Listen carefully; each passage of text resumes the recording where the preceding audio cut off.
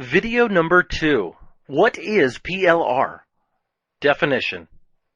I don't want to go too techy here, so I'll just state what Wikipedia says.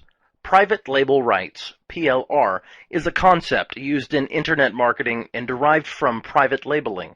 It's a license where the author sells most or all of the intellectual property rights to their work.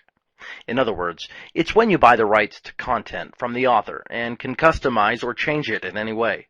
Such as if I wrote a series of articles and then sold them, and the person to whom I sold them could alter them and use them however. For example, if writer A creates content, they may sell the private label rights to writer B and allow writer B to make certain allowable changes, add their name and company, etc., and then resell the content.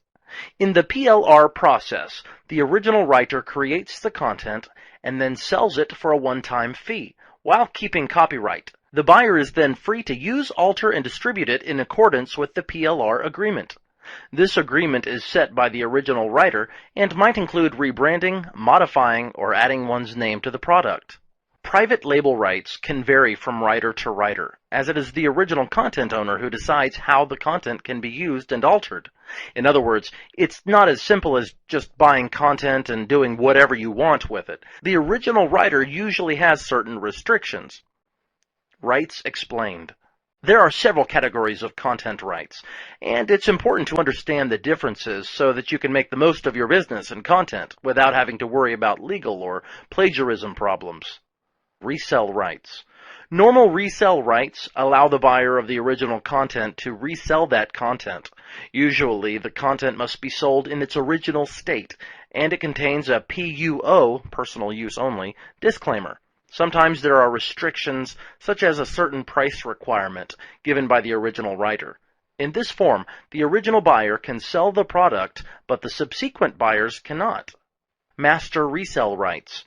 In this category, the buyer can sell both the content and the resell rights. This means that not only can the original buyer sell the content, subsequent buyers can sell it as well. Rebranding rights. With rebranding, the original buyer of the content can replace the writer's links with their own. However, the buyer cannot alter the content of the writing. Rebranding is normally offered along with normal resell rights, so that only the original buyer can resell the content. Private label rights. As stated above, when the buyer purchases private label rights, they may alter or edit content and resell it.